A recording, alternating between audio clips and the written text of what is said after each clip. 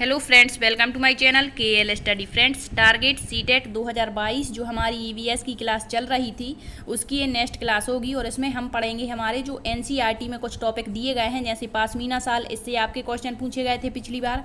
Malaria रोग, अर्थात कौन कौन से जो रोग होते हैं वो आपके मच्छरों के द्वारा होते हैं, और मलेरिया रोग के बारे में संपूर्ण जानकारी पढ़ेंगे, इससे काफ़ी क्वेश्चन पूछे गए थे। ठीक है, नेक्स्ट आपका क्रॉटन पौधा जो आपकी NCERT में दिया गया है, और नेक्स्ट है ब्रेल लिपि। ब्रेल लिपि में कितने बिंदु होते हैं, ये क्वेश्चन भी आपका बना हुआ था। ठीक है, तो यहाँ पर हम पूरी डिटेल से जानकारी यहाँ पर आपको देने वाले हैं। ठीक है, तो यह ना केवल सीटेट के लिए बल्कि अदर टेट के लिए भी ये क्लास इंपॉर्टेंट रहेगी।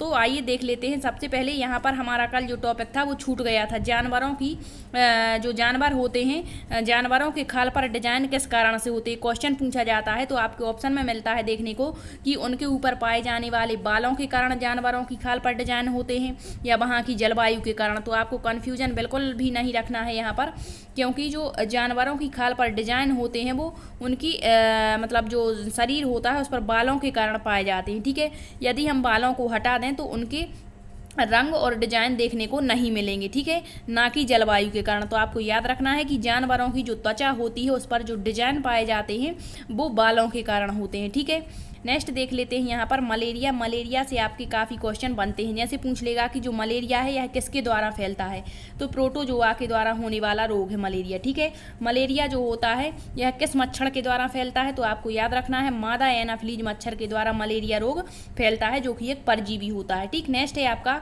मादा मच्छर। यदि पूछ लें ऑप्शन बना करके यदि देगा तो मादा मच्छर भूरे रंग का तथा पंखों पर छींटे होते हैं। ठीक है, नेक्स्ट है मलेरिया रोग की दवा। ये क्वेश्चन पूछा हुआ था कि जो मलेरिया रोग की दवा होती है वो किस पेड़ की छाल से बनाई जाती है, तो आपको याद रखना है सिनकोना पेड़ की छाल से मलेरिया रोग की दवा बनाई जाती है। ठीक है, नेक्स्ट देख लेते हैं जो रोनाल्ड रॉस हैं। रोनाल्ड रॉस को मलेरिया परजीवी की इन्होंने खोज की थी, प्लाज्मोडियम की, तो इसके लिए इनको 1902 में नोबेल पुरस्कार मिला था। बहुत ही इंपॉर्टेंट क्वेश्चन है, याद रखना। ठीक है, 1902 में नोबेल पुरस्कार किसे दिया गया, रोनाल्ड रॉस को। किस चीज़ के लिए, तो इन्होंने मलेरिया का जो परजीवी है प्लाज्मोडियम, इसकी खोज की थी। ठीक है, नेक्स्ट है कहाँ पर इनको जो है इन्होंने जो है मादा एनाफ्लीज मच्छर मादा एनाफ्लीज मच्छर के द्वारा जो रोग फैलता है मलेरिया, इसका जो परजीवी है प्लाज्मोडियम, इसकी इन्होंने खोज कहाँ पर की थी, तो इन्होंने सिकंदराबाद की अस्पताल में मलेरिया परजीवी का पता लगाया था। ठीक है, मच्छरों के द्वारा फैलने वाला रोग कितनी ही बार एक क्वेश्चन रिपीट हुआ था, तो कौन कौन से रोग जो है जो मच्छर के द्वारा फैलते हैं, तो आपको इनका ये समूह याद रखना है कि डेंगू, चिकनगुनिया और मलेरिया, ये तीनों रोग जो हैं ये मच्छरों के द्वारा फैलते हैं। ठीक है, अब आपके ऑप्शन में दे देंगे कि निम्न में से कौन सा मच्छरों के द्वारा फैलने वाले रोगों का समूह है, डेंगू, चिकनगुनिया और अन्य दे देंगे, जैसे मियादी बुखार दे दिया। ठीक है, कुछ भी, तो आपको ये तीनों याद रखने हैं। ठीक, नेक्स्ट है आपका मलेरिया के जो मच्छर होते हैं वो कहाँ पर पनपते हैं, तो रुके हुए पानी में इकट्ठे होते हैं। ठीक है, और इसके लिए जो मलेरिया के मच्छर हैं इसको यदि हमें हटाना है तो उस पर मिट्टी का तेल डालने की सलाह दी जाती है, जो उसके घनत्व को कम कर देता है और मच्छर वहाँ पर फिर नहीं पनप पाते हैं। ठीक है, तो ये सारे क्वेश्चन इंपॉर्टेंट है, याद रखना। नेक्स्ट है आपका क्रोटन पौधा, जो आपकी NCERT में दिया गया है। क्वेश्चन पूछा जाता है कि जो क्रोटन पौधा है वो किसका सूचक होता है। ठीक है, तो आपको इतने पॉइंट याद रखने हैं, इससे बाहर कहीं भी आपका क्वेश्चन नहीं बनेगा। क्रोटन पौधा एक सहायक पौधा होता है और यह पौधा जल का सूचक होता है। ठीक है, जहाँ पर जल की कमी हो जाती है तो वहाँ पर क्रोटन पौधे दिखाई नहीं देते हैं और हमें पता लग जाता है कि इस इलाके में जल की कमी हो गई है। ठीक है, इसकी जो जड़ें होती हैं वो जमीन की ऊपरी सतह पर ही रहती हैं। ठीक है, और ऊपरी सतह पर रहती हैं, और जब जल की कमी हो जाती है तो ये पौधे जल्दी से मुरझा जाते हैं। ठीक है, और इस जो पौधा होता है इसकी जो बुआई की जाती है वो मुख्य जो फसलें होती हैं उसके साथ ही की जाती है। ठीक, नेक्स्ट देख लेते हैं आपका पश्मीना साल। इससे काफ़ी आपके क्वेश्चन पूछे गए थे। तो जो पश्मीना साल है, आपने चांगपा जनजाति पढ़ी होगी लद्दाख की। जब हमने लद्दाख के बारे में पढ़ाया था वहाँ पर चांगपा जनजाति जो है उसको बहुत ही डिटेल में बताया हुआ था। अब हम यहाँ पर देखेंगे कि पश्मीना साल क्या होता है। पश्मीना शॉल चांगपा जनजाति की बकरियों के बालों से बनाई जाती है। तो पहला क्वेश्चन तो यही बनता है कि पश्मीना शाल निम्न में से किसके बालों से बनाई जाती है। ऑप्शन में दिया रहेगा भेड़ों के बालों से, ठीक है, बकरियों के बालों से। तो आपको याद रखना है बकरियों के बालों से बनाई जाती है, ठीक है। और ये जो बकरियां हैं चांगपा जनजाति बहुत अधिक मात्रा में पालते हैं और ये बकरियां 5000 मीटर की ऊंचाई पर रहती हैं। जहाँ पर चांगपा जनजाति लद्दाख में निवास करती है, जो ऊबड़ खाबड़ रास्ते हैं वहाँ पर ये देखने को मिलती हैं, ठीक है। और जहाँ पर तापमान जो होता है वो -40 डिग्री सेल्सियस तक पहुंच जाता है। और यहाँ पर जो है बहुत ज़्यादा क्या होती है, सर्दी होती है जहाँ पर ये बकरियाँ रहती हैं, ठीक है। और जब सर्दी यहाँ पर बहुत अधिक पड़ती है तो इन बकरियों के ऊपर एक कोट, जिसे हम क्या कहते हैं, बाल आ जाते हैं, उसे चांगपा जनजाति की भाषा में क्या कहते हैं, कोट आ जाता है, जिसे यहाँ के जो लोग होते हैं वो उतार कर इस कोट को और पश्मीना शॉल बना देते हैं, ठीक है। जब बहुत अधिक सर्दी पड़ती है, जब बहुत अधिक वहाँ पर, कहाँ पर, लद्दाख में, ठीक है, तो वहाँ पर जो बकरियाँ 5000 मीटर की ऊंचाई पर पाई जाती हैं उसमें एक प्रकार का कोट आ जाता है, जिसे उतार करके वहाँ के लोग पश्मीना शॉल बनाते हैं, ठीक। नेक्स्ट है, पश्मीना शॉल में लगभग 6 स्वेटरों के समान गर्मी होती है।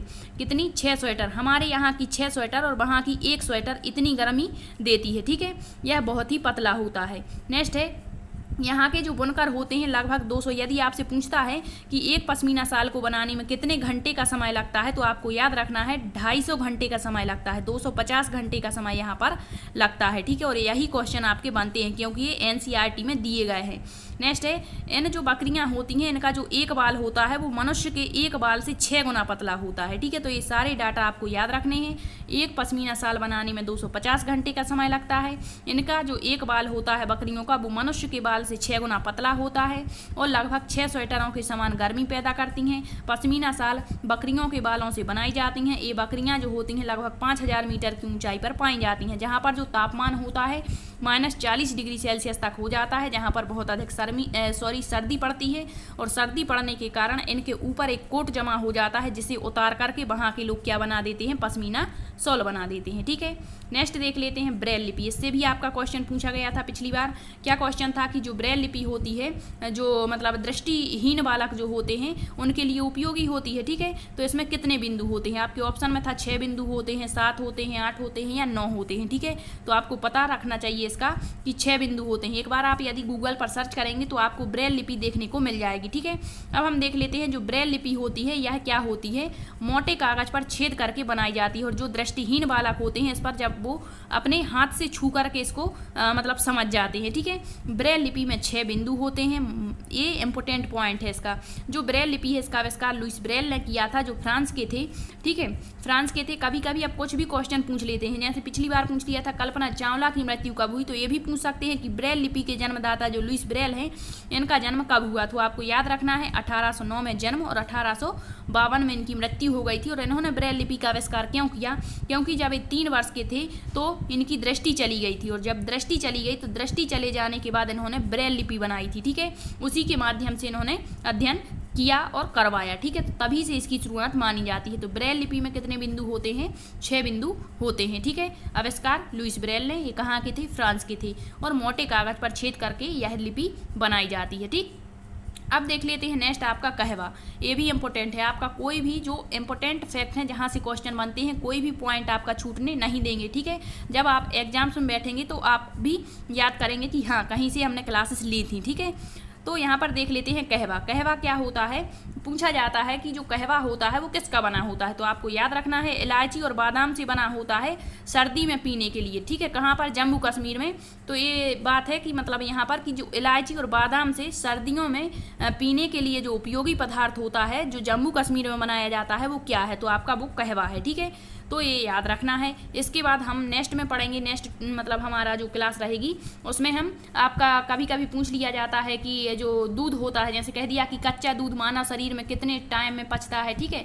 उबला हुआ दूध, अंडा, उबला अंडा, पूर्ण रूप से उबला हुआ अंडा। तो ये क्वेश्चन पूछे जाते हैं जो आपकी एनसीईआरटी में दिए गए हैं, ये भी पढ़ेंगे। इसके बाद हम उत्सव पढ़ेंगे। जैसे पूछ लिया जाता है चेराव नृत्य कहाँ पर किया जाता है, ठीक है। चेराव के बाद बिहू नृत्य कहाँ पर, तो ये भी हम अपनी किसी एक क्लास में कर लेंगे, ठीक है। इसके बाद आपके क्या बोलते उसे अभ्यारण्य और उद्यान से क्वेश्चन पूछे जाते हैं। पिछली बार काफ़ी क्वेश्चन बने हुए थे, जैसे कह दिया कान्हा किसली राष्ट्रीय उद्यान किस राज्य में है, बाघ के लिए कौन सा राष्ट्रीय उद्यान प्रसिद्ध है। तो जो इंपॉर्टेंट फैक्ट है ये भी आपको करा देंगे। इसके बाद अन्य जो आपके एनसीईआरटी में टॉपिक दिए गए हैं सारे टॉपिक यहाँ पर कंप्लीट कराए जाएंगे आपके, ठीक है।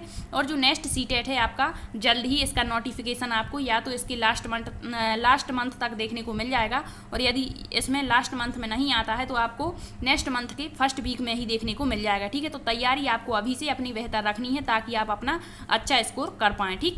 यदि आपको सेशन पसंद आया है तो लाइक शेयर भी कर देना। Thank you.